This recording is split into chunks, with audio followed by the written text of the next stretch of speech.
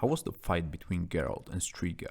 What was the reason and the true outcome of the events in the book? Let's answer that in this video, which covers the first story of the Last Wish book.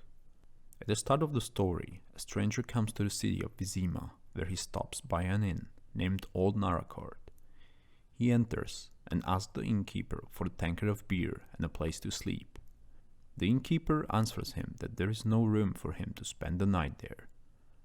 The stranger insists, and the other guests in the inn have a short argument with the stranger.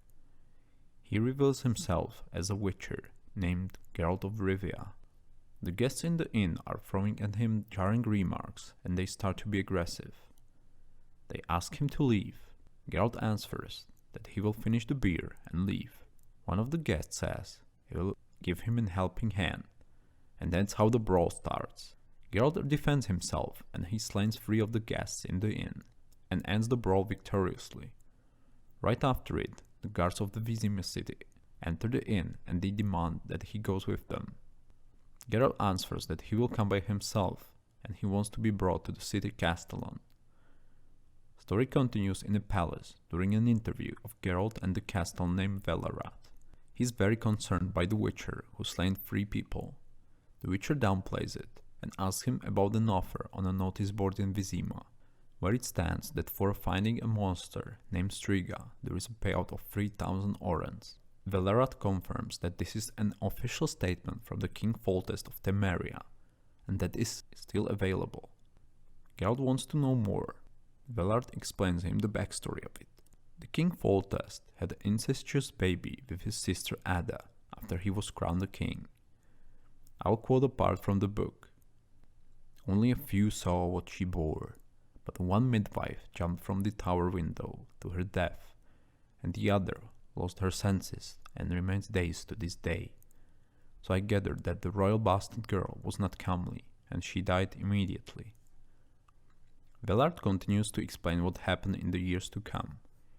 He says that the child should have been burned after the birth, but on the commands of the king, she was put in a sarcophagus in the palace crypts.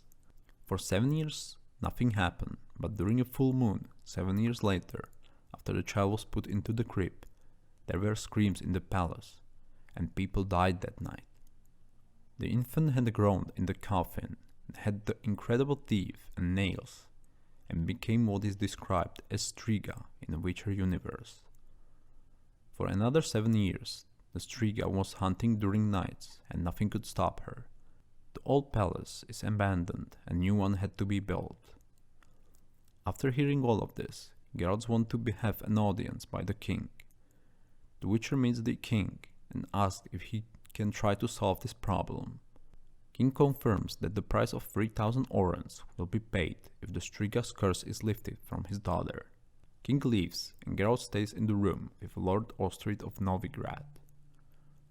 Lord tries to demotivate the Witcher that he should not try to lift the curse, because it's dangerous, and all the tries failed. All of the men who tried either died or fled. Geralt later discusses how the curse can be actually lifted. It is by spending a night with the Striga alone down in the crypts of an old palace. It is apparent that the king is not sure if the Witcher is going to really save his daughter, or if he's just going to kill her and take the prize. But he agreed to it because he wants to try and because he thinks that his daughter is suffering. He bets everything on one card, and that is Geralt. In 3 days, Witcher goes to the old palace. He drinks a magical vial and stumbles upon Lord Ostrid. The Lord is very hostile to Geralt, tells him to leave and offers the Witcher a hefty price for him to abandon the task. He offers him over 1,000 orens if he doesn't try to lift the curse. That is because Ostrid uses these 7 years of problems with Striga as a display of inability of Foltest to rule in Temeria, and he wants to convince the people of Temeria to the support of Novigrad's usurpation of Foltest's throne. Geralt refuses to give up and knocks out Ostrid and uses him as a bait for Striga. He installs him in the crypt to lure the Striga, and Ostrid tries to escape, but he cannot. He tells Geralt that he loved the mother of the Striga, Adda, the king's sister, and he wants the king to be dead for what he did. That's yet another reason why he tries to usurp the throne of Temeria. During the conversation, the lid of the sarcophagus moves and the striga goes loose. I will quote a part from the chapter. The description has been accurate. The disproportionately large head sat on a short neck, surrounded by tangled curly reddish hair. Her eyes shone in the darkness like an animal's. Striga stood motionless, with a gaze fixed on Geralt. Suddenly, she opened her jaws, as if proud with her pointed teeth, and then shut it with a crank, like a chest being closed, and leapt slashing at the Witcher with her claws. The fight between the Witcher and the Striga begins. Witcher uses a sign of art on all of his martial art to try and to stay barely alive. After a fight, Striga runs off the crypt, as she usually does, to go after another prey. The Witcher is allowed to go back to the crypt, and without Striga in the room, he lays near the sarcophagus, using a sign of Erden for his protection near him, and turns hourglass. Goes to sleep till the first light. After Geralt wakes up, he finds Adda laying near the sarcophagus, looking almost entirely in her human form. I will again quote a part from the story.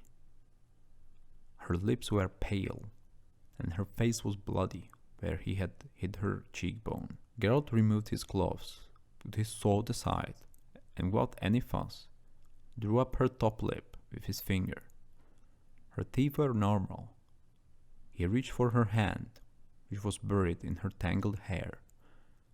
Before he took it, he saw her open eyes. Too late. She swiped him across the neck with her talons, cutting him deeply. Blood splashed onto her face. She howled, striking him in the eyes with her other hand. He fell on her, grabbing her by the wrists, nailing her to the floor. She gnashed her teeth, too short, in front of his face. He butted her in the face with his forehead and pinned her down harder. The Witcher cursed and bit her hard on the neck, just below the ear. He dug his teeth in and clenched them until her inhuman howling became a thin, despairing scream, and then a choking sob, the cry of a hurt 14-year-old girl. He succeeded. The curse was lifted, but since she wounded him, he faints right after it. In the last chapter of the story, Geralt wakes up in the palace. Valera tells him that King Foltest is with Adda, and he is taking care of her. She is alive, and he has earned his reward. Thanks for watching. That's all for this time. Feel free to subscribe, since I'll see you again in a few days with another story about Geralt the Witcher.